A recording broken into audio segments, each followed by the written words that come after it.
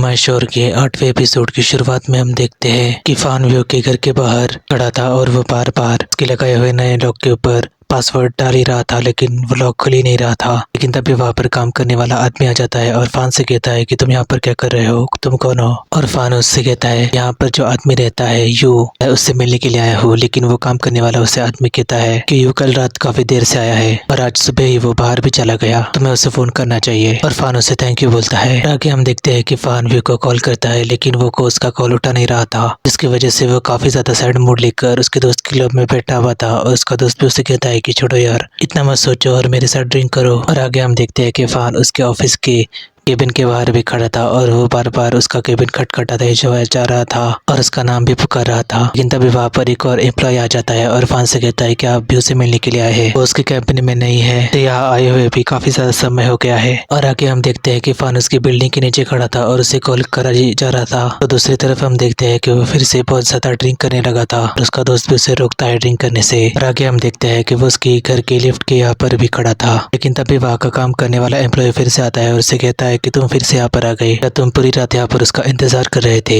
और फान उस एम्प्लॉय से कहता है कि हमारे बीच में लड़ाई हुई है, मुझे उस पर बहुत ज्यादा गुस्सा आ गया था, इसलिए मैंने उससे कुछ ज्यादा ही बोल दिया, इसलिए मुझे पर्सनली उससे माफी मांगनी है। और वो एम्प्लॉय फान से कहता है कि कुछ दिन पहले ही मैंने उसे सूटकेस में लेकर उसके घर के बाहर जाते हुए देखा था और मुझे नहीं लगता कि उसकी सूटकेस को देख कर कि वो इतनी जल्दी वापस भी आ गया होगा। और आगे फान उस एम्प्लॉय से कहता है कि आप मेरा नंबर ले लीजिए और जब भी वो वापस आए मुझे बता देना फोन करके। और आगे हम देखते हैं कि फान उसके दोस्त के साथ उसके क्लब में बैठा हुआ था और उसका दोस्त भी उसे ये कह रहा था कि मुझे पता है कि तुम्हें शिकार करना पसंद है, इसलिए तुम फिर से एक नए बंदे को अपने जाल में फंसाओ, ऐसे दुखी रहने से क्या होगा। और आगे उसका दोस्त उसे ताना मारता है, उसे कहता है क्या तुम मेरी बात सुन भी रहे हो। और आगे फान उसके दोस्त से कहता है कि सैड, मैं कौन सा आड़ हूँ, मुझे बिल्कुल भी दुख नहीं है, लगता है कि तुम अंधे हो गए हो। लेकिन तभी हम देखते हैं कि फान गुस्से से उसका सिगरेट का पॉकेट भी पूरी तरीके से कुचल देता है उसके हाथ में से। उसका दोस्त भी उसे कहता है कि मैं अंधा कैसे हो गया, मैं कई दिनों से देख रहा हूँ कि तुम अजीब बर्ताव कर रहे हो। लेकिन तभी फान उसकी घड़ी को हाथ लगाते हुए देखता है और अपने दोस्त से कहता है कि मैं तो उसे डंप करना चाहता था, लेकिन अब तो वही मुझे छोड़ रहा है। उसका दोस्त उसे कहता है कि बिल्कुल सही। और आगे उसका दोस्त उसे कहता है कि एक ही इंसान के ऊपर अपना पूरा ध्यान लगाना बंद कर दो। और आगे उसे कहता है कि तुम्हारा क्या प्लान है। और आगे फान उससे कहता है कि मैं उसे फिर से मना लूंगा और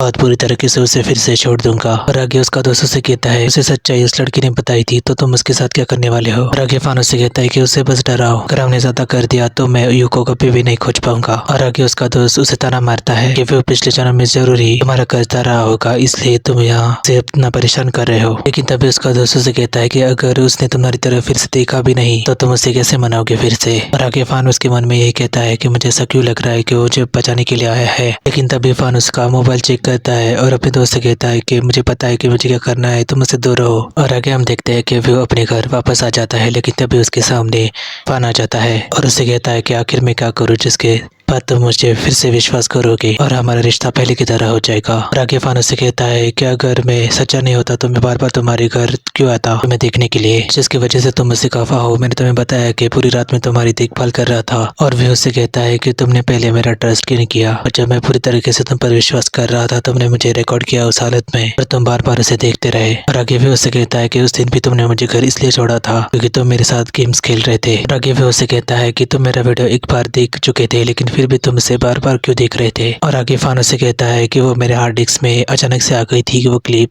और मैंने उसे दोबारा देखा क्योंकि मुझे वो क्लिप बहुत ही ज्यादा आकर्षक लगी। अगर मैंने देखा भी है तो क्या हुआ, तुम इस तरीके से मुझसे बात नहीं कर रहे हो, क्या मुझ पे यह अन्याय नहीं है। और आगे वो फैन से कहता है कि तुम्हारे घर पे वापस चले जाओ, जब मेरा मन ठीक हो जाएगा मैं तुम्हें ढूंढते हुए वापस आ जाऊंगा। लेकिन फान उसे रोक देता है और उससे कहता है अगर तुम्हारा मन कभी भी सही नहीं हुआ तो अगर तुम मुझे ढूंढते हुए वापस नहीं आओगी तो क्या होगा। और फिर उससे हाथ लगाते हुए कहता है कि प्लीज मुझे थोड़ा सा समय दो, मुझे मेरे माइंड को कंट्रोल कर रहा है, मैं तुमसे बात करने आऊंगा। और आगे हम देखते हैं कि वो अपना दरवाजा खोलते हुए फान से कहता है कि जल्दी अपने घर चले जाओ और ज्यादा मत पीना। लेकिन तभी जब वो दरवाजा बंद करने वाला था फान उसे रोक देता है दरवाजा बंद करने से और वो उसके ऊपर चिल्ला देता है क्या तुम पागल हो गए हो। लेकिन तभी फान उसके घर के अंदर आ जाता है और उसे दीवार पर लटकर उसे किस करने लगता है। लेकिन तभी वो उससे कहता है कि तुम्हारे हाथ पर तो चोट लगी हुई है। और फान उससे कहता है कि तुम मुझे पसंद नहीं करते हो, मुझे चाहते नहीं हो तो मेरे हाथ को क्यों चाहते हो। और फान उससे फिर से जो उसे किस करने करने लगता है और आगे हम देखते हैं कि फान उसे अंदर लेकर आता है और उसके बेड पर उसे पटक देता है और उसके ऊपर चढ़कर उसके पूरे चेहरे के ऊपर किस करने लगता है। और आगे फान उसे कहता है कि मैं अपने आप को रोक नहीं पा रहा हूँ। और आगे फान उसे कहता है कि तुम्हें क्या लगता है कि तुम हमारा रिश्ता खत्म कर सकते हो। और वे उससे कहता है कि मैं कर सकता हूँ, लेकिन तभी फान अपना शर्ट निकाल देता है और उससे कहता है कि मैं तुम्हें चाहता हूँ तो मुझे चाहने की इजाजत भी तुम नहीं दे सकते। और वो उसके करीब आ जाता है, लेकिन फान उससे कहता है कि तुम्हें चोट लगी है। लेकिन वे उससे कहता है कि तुम्हें चोट लगी है, अपने जख्म पर पट्टी बांधो, बाकी सब बाद में करेंगे। लेकिन फान उससे कहता है कि तुम मेरे हाथ की चिंता मत करो, इस हाथ से मैं तुम्हें खुश करूंगा। और फान फिर से उसके गले के ऊपर किस करने लगता है और वे भी इमोशनल हो जाता है और फान से कहता है कि मैं तुम पर विश्वास कर सकता हूँ। अगर तुम यही करना चाहते हो तो ठीक है, अगर तुम मुझे हमेशा के लिए झूठ बोलना चाहते हो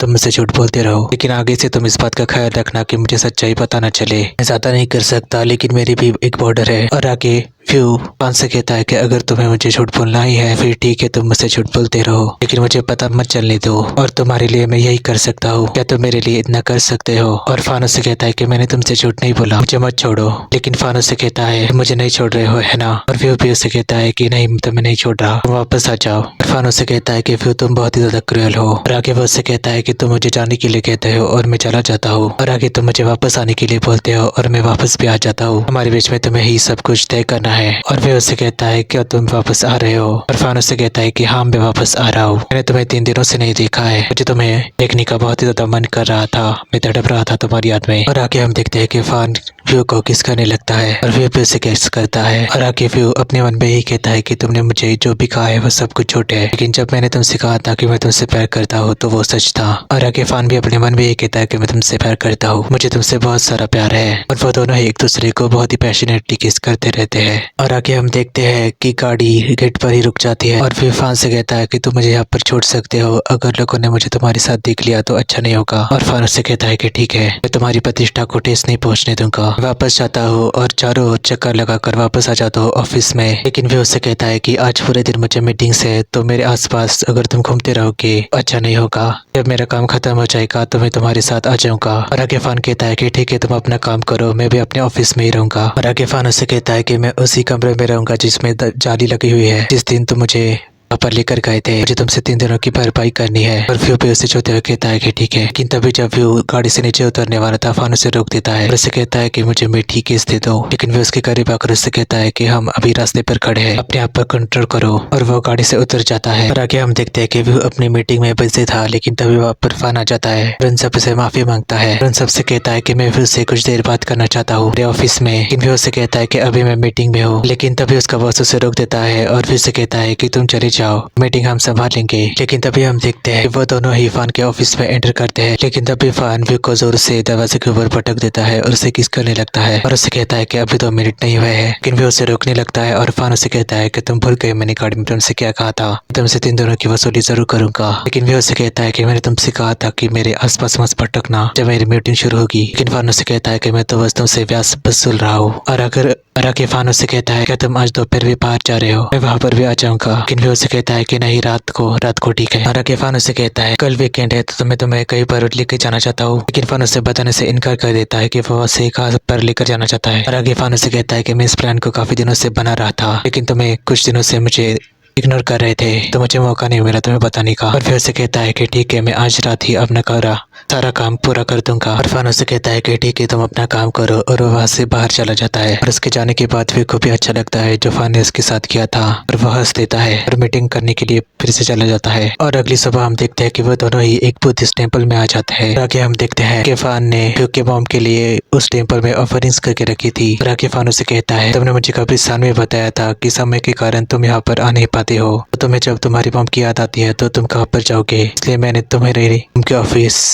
तुम्हारे मॉम के लिए ऑफरिंग यहाँ पर कर दी ताकि तुम हमेशा यहाँ पर आ सको, जब भी तुम्हें उनकी याद आए। यहाँ पर शांति है, तुम यहाँ पर कभी भी आ सकते हो। और फिर भी इमोशनल हो जाता है कि फान ने उसके बारे में इतना सोचा, और वो उसका हाथ पकड़कर उसे धन्यवाद बोलता है। और फान भी उससे कहता है कि मैं भी तुम्हारी माँ को थैंक यू बोलना चाहता हूँ, अगर वो तुम्हें अपने घर में नहीं ले जाती बचपन में तो तुम मुझे नहीं मिलते। लेकिन तभी वो उससे कहता है कि ये एक मंदिर है, यहाँ पर तुम ऐसी बातें नहीं कर सकते। लेकिन तभी फान को किसी का कॉल आ जाता है और फिर उससे कहता है कि मैं यहाँ पर कुछ देर बैठूंगा, तुम अपने काम करके आओ। और उसके जाने के बाद भी अपनी माँ से ही कहता है, बारे में मैंने आपसे बातचीत की थी, मुझे बताया कि दुनिया इतनी ज्यादा बुरी नहीं है। और आगे हम देखते हैं कि फान को इस बात की जानकारी मिलती है, उसके प्लान के बारे में यंग मास्टर को भी पता चल गया है। इरफान उसे कहता है कि तुम मुझे जानकारी देते रहो और आगे इरफान उसे ये भी कहता है कि मैं भी सावधान हूँ। आगे वो उसे कहता है कि उन बड़े आदमियों के ऊपर भी नजरें बनाए रखना। और फोन रखने के बाद फानी खुद से ही कहता है कि लेकिन अब मैं ज्यादा समय के साथ ही बिताना चाहता हूँ। आगे हम देखते हैं कि एक बॉयफ्रेंड जेनजेन आदमी के साथ बातचीत कर रहा था, जहाँ पर वो आदमी उसे ऑफर कर रहा था कि उसे एक महिला के साथ सोना पड़ेगा। लेकिन जेनजेन उससे कहता है कि मैं क्या हूँ, तो मैं ऐसा नहीं कर सकता। लेकिन वो आदमी उसे कहता है कि अगर तुम नहीं कर सकते तो यहाँ पर क्यों आए हो। और वो आदमी उसे कहता है कि तुम पर 10 लाख इन्वेस्ट किए जा रहे हैं, लेकिन तुम क्यों नहीं कर सकते, तुम क्या सोने के बने हुए हो। लेकिन जेनजेन उससे कहता है कि मैं कंपनी से बातचीत कर लूंगा, मुझे माफ कर दो। और आगे वो आदमी उसके करीब आकर उसे कहता है कि तुम सचमुच में नहीं कर सकते। वो गुस्से से उसे चाटा मार देता है और उसका बॉस उसके ऊपर और भी ज्यादा गुस्सा करने लगता है और जेनजेन भी यही कहते रहता है कि फैन जियो, तुम्हारी वजह से ये सब हुआ है। और आगे हम देखते हैं कि जेनजेन उस आदमी को गुस्से से दूर कर देता है अपने आप से। और उसका बॉस भी उसके ऊपर गुस्सा हो जाता है और उससे कहता है कि अगर तुम्हें पसंद हो ना हो, आज तो मेरे साथ कर रहे हो। और आगे वो आदमी गुस्से से अपना शर्ट उतार देता है और जेनजेन से कहता है कि तो तुम्हें ये पसंद है ना। और आगे हम देखते हैं कि वो जेनजेन को बेड पर पटक देता है और आगे जेनजेन उस आदमी से माफी मांगता रहता है और ये कहता है कि प्लीज मुझे माफ कर दो। और वो आदमी भी उसके बाल पकड़ के उसे कहता है कि तुम्हें पता है कि तुम गलत हो, तो कल तुम उस महिला के साथ जाकर उससे माफी मांगोगे और अगर वो महिला मान जाती है तो ही मैं तुम्हें माफ करूंगा। और आगे वो आदमी उसे गुस्से से वहां से जाने को बोलता है और जेनजेन भी वहां से भाग जाता है। और आगे हम देखते हैं कि जेनजेन काफी ज्यादा सैड मूड लेकर शहर में घूम रहा था और वही सोच रहा था कि उस आदमी ने उसे क्या क्या बोला और उसे फान की भी याद आ रही थी। लेकिन तभी उसका स्टॉप भी छूट जाता है और आगे वो चलते हुए ये कहता है कि फान बिल्कुल ही विकृत इंसान है, लेकिन मैं भी कुछ कम नहीं हूँ। मैंने व्यू को छोड़ दिया उसके लिए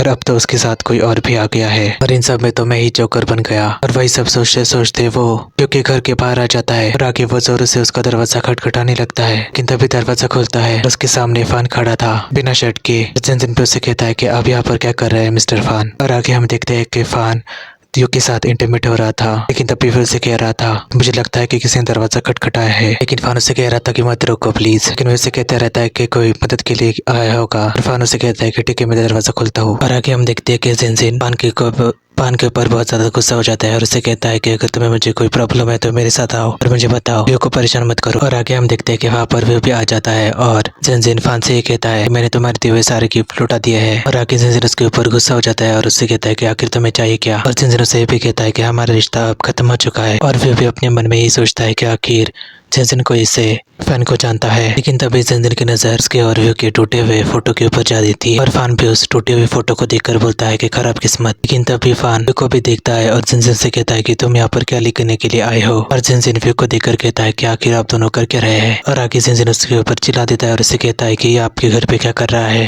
और आगे फान भी व्यू को कहता है कि हाँ व्यू ये मेरा लाइव मॉडल है, कि यहाँ पर क्यों आया है आधी रात को। और आगे फान उससे कहता है कि आप दोनों एक दूसरे को जानते हैं। और आगे फान उसे भी कहता है कि मैंने बस इसे एक ही बार अपना लाइव मॉडल बनाया था। वो जेनजेन की तरफ मुड़कर व्यू से बातचीत करने लगता है कि मैंने इसके जैसे बहुत सारे मॉडल्स को इन्वाइट किया था। लेकिन तभी जेनजेन की नजर उसकी पीठ पर लगे मार्क्स पर जाती है और आगे फान उसे कहता है कि सबको याद रखना कठिन है। और जेनजेन व्यू से कहता है कि आप दोनों एक दूसरे के साथ सो रहे थे अभी। आगे जेनजेन उसे गुस्से से कहता है कि मुझे ये मत बताना कि पिछली बार भी यही था। और फिर उसे हाँ बोल देता है। और आगे जेनजेन उसे कहता है कि आप जानते हैं कि ये कौन है। इसने मुझे एक मॉडल के तौर पर अपने साथ रखा हुआ था और मुझे काफी सारे गिफ्ट भी दिए थे और इसी की वजह से मैंने तुम्हारे साथ हमारा रिश्ता तोड़ दिया था। इसने मेरे साथ धोखा किया। और आगे हम देखते हैं फान भी कुर्सी रखकर उसके ऊपर बैठ जाता है और फान से भी उससे कहता है मैंने तुम्हारे साथ कोई धोखा नहीं किया, धोखा देने के लिए हमारे और मेरे बीच में कोई रिश्ता था ही नहीं। और जेनजेन भी उससे कहता है कि सही तुमने बस सामने एक्टिंग की थी कि तुम मुझसे प्यार करते हो। लेकिन तभी फान उसे कहता है कि मुझे अब समझ में आया कि तुम्हारा एक्स अब मेरा प्रेजेंट है, मेरा प्रेजेंट लवर। और आगे फान जेनजेन को ताना मारता है और कहता है कि तुमने मुझसे छोड़ दिया लेकिन मैं तो अब उसके साथ हूँ। और जेनजेन भी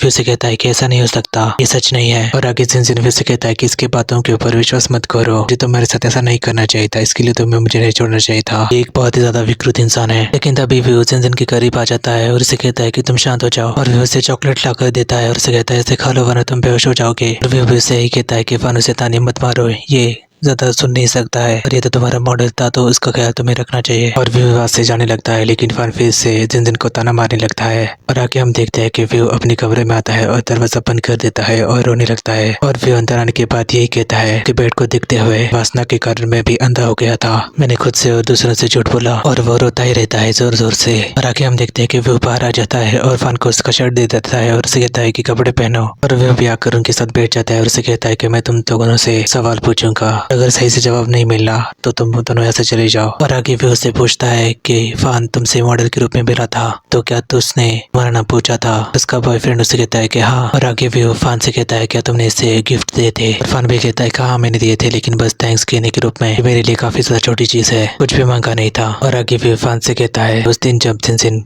पेंटिंग उठा रहा था तभी तुमने उसे कॉल किया था। जिनजिन उसे कहता है कहाँ? यहाँ वही था, इसलिए तो मैं दौड़कर बाहर भाग गया था। वो दोनों एक दूसरे के साथ आर्गुमेंट करने लगते हैं, लेकिन वो उन दोनों से कहता है तुम दोनों एक दूसरे से आखिरी बार कब मिले थे? और वो दोनों कहता है कि कम से कम 3 महीने पहले। और जिनजिन आगे उससे कहता है कि मुझे मेरे काम से निकाल दिया गया था, इसलिए मैं शहर से बाहर चला गया था। और फिर भी उससे कहता है कि 3 महीने पहले मतलब हम दोनों भी बाहर चले गए थे और एयरपोर्ट पे भी किसी लोग का कॉल आया था तुम्हारे फोन पे, वो जिनजिन का था। और आगे भी उससे कहता है कि तुम मेरे सामने ही मेरे पूर्व प्रेमी से बातचीत कर रहे थे, ये सब तुम्हारे लिए बहुत ही ज्यादा रोमांचित था। लेकिन तभी फान उससे कहता है कि मैं तुम्हें मेरा फोन दिखा सकता हूँ, और वो अपना फोन लेने के लिए इधर उधर देखता रहता है, लेकिन भी उसे उसका फोन दिखा देता है। और फान उससे कहता है कि तुम्हें मुझ पर अभी भी विश्वास नहीं हो रहा। आगे वो ताना मारता है कि तुम काफी ज्यादा इमेजिन करते हो जो चीजें रियल है ही नहीं। लेकिन तभी जिनजिन उसके मोबाइल के ऊपर कॉल कर देता है और उसका नाम उस नाम से फान के मोबाइल में सेव नहीं था। और आगे फान उसके हाथ से उसका मोबाइल ले लेता है और उसे कहता है कि मैंने तुम्हारी रक्षा की, तुम जानते हो किससे? और वो उसे उसका नंबर दिखा देता है फोन का। और आगे हम देखते हैं कि वो किस तरीके से अपने दोस्त के साथ बातचीत कर रहा था कि वो कैसे फिर से यो का ट्रस्ट गेन करेगा और उसे धोखा दे देगा। और आगे हम देखते हैं कि फान व्यू को इमोशनली ब्लैकमेल करने लगता है और उसे रोते हुए कहता है कि शायद तुमने मुझे कभी भी प्यार नहीं किया। और आगे फान रोते हुए उसे काफी ज्यादा ब्लैकमेल करने लगता है और बहुत ही कड़वी चीजें बोलने लगता है। लेकिन रोते हुए तभी वो उठ जाता है, वहां से जाने लगता है। लेकिन वो ये भी सोच रहा था कि तुम अब जीत गए हो। और आगे वो उसे ये भी कहता है प्लीज व्यू मुझे अपने पास बुलाओ। लेकिन तभी वो दरवाजे के करीब जाकर ये भी कहता है कि मैं यहाँ से जाना नहीं चाहता। और आगे हम देखते हैं कि फान उससे कहता है कि तुम अच्छी एक्टिंग कर लेते हो फान। और आगे व्यू उससे कहता है कि मुझे पहचानने में गलती हुई है, मैं वैसा बिल्कुल भी नहीं हूँ जैसा तुम सोच रहे हो, अपना फोन देखो का पहला मैसेज। और आगे हम देखते हैं कि जब फान जिनजिन के साथ बाहर आर्गुमेंट कर रहा था तभी अंदर व्यू ने उसका फोन चेक कर लिया था जिस पर उसकी फ्रेंड का मैसेज आ रहा था, क्या तुमने व्यू को छोड़ दिया, उसे और भी ज्यादा तकलीफ देकर छोड़ो। राखी उसका दोस्त उसे भी मैसेज करता है क्या तुम उसे मेरे सामने नहीं छोड़ सकते? और ऐसे उसके दोस्त ने उसे काफी सारे मैसेजेस किए हुए थे। आगे हम देखते हैं कि वो उठ जाता है और फान से माफी मांगता है कि उसने उसका फोन देख लिया। आगे वो उससे कहता है कि ठीक है हम दोनों ने एक दूसरे के साथ खेल खेला तो क्या अब तुम संतुष्ट हो? लेकिन फान उससे कहता है कि नहीं मैं तुम्हें समझा सकता हूँ, मेरा दोस्त तो सब बकवास कर रहा है। आगे वो कहता है कि तुमने जानबूझकर हमारा ब्रेकअप करवाया, क्या तुम मेरे लिए जरा से भी कभी भी ईमानदार थे? हमारे लिए सब ये बकवास ही था। और आगे वो फान से कहता है कि आखिर मैंने तुम्हारा क्या बिगाड़ा था जो तुमने मेरे साथ ये सब किया? मैंने हमेशा तुम्हारे बारे में अच्छा ही सोचा, तुम्हारे लिए सब कुछ किया, तुमने मुझसे इतनी ज्यादा नफरत क्यों की? और फान उससे कहता है कि मैं तुमसे नफरत नहीं करता। लेकिन वो उससे कहता है कि हाँ मुझे याद आ गया, तुमने एक शब्द का प्रयोग किया था, घृणा। वो उससे कहता है कि फान देखो मैं कितना मूर्ख हूँ। और रोते हुए उससे कहता है कि देखो मैं तुमसे कितना प्यार करता हूँ। और आगे वो फान को ताना मारता है कि तुम काफी ज्यादा अच्छे एक्टर हो और मैं तुम्हारे एक्टिंग के साथ भी प्यार करता हूँ, और इतनी अच्छी एक्टिंग तुमने मेरे सामने की जिसका तुम इतना ज्यादा घृणा करते हो। लेकिन फान उससे कहता है कि नहीं मैंने तुमसे झूठ नहीं बोला, तुम्हारे लिए मेरा प्यार सच्चा है, मैंने तुम्हारे साथ कुछ भी नहीं किया, मैं तुमसे प्यार करता हूँ, प्लीज मुझ पर विश्वास करो। और उसकी बातें सुनने के बाद भी और भी ज्यादा जोर से रोने लगता है। वो आगे उससे कहता है कि तुम मुझसे प्यार करते हो, इससे ज्यादा बड़ा जोक तो हो ही नहीं सकता। और आगे वो उससे कहता है कि फान क्या तुम्हारा मन अभी भी नहीं भरा मेरे साथ खेलने से? क्या तुम मुझे अभी धोखा देने के बाद फिर से अपने बिस्तर के ऊपर लेके जाना चाहते हो? और आगे आकर फिर दरवाजा खोल देता है और उससे कहता है कि मुझ पर सिर्फ एक मेहरबानी करना, फिर से मेरे सामने मत आना। और आगे वो और भी जोर से रोने लगता है और उससे कहता है कि मेरी जिंदगी में वापस फिर से मत आओ, कभी मत आओ। लेकिन फान फिर से उसके करीब आकर उसे समझाने की कोशिश करता है, लेकिन वो उससे बाहर धक्का मार देता है और दरवाजा बंद कर देता है और नीचे बैठकर रोने लगता है। और तभी टू माय शोर का 8वां एपिसोड वहीं पर खत्म हो जाता है।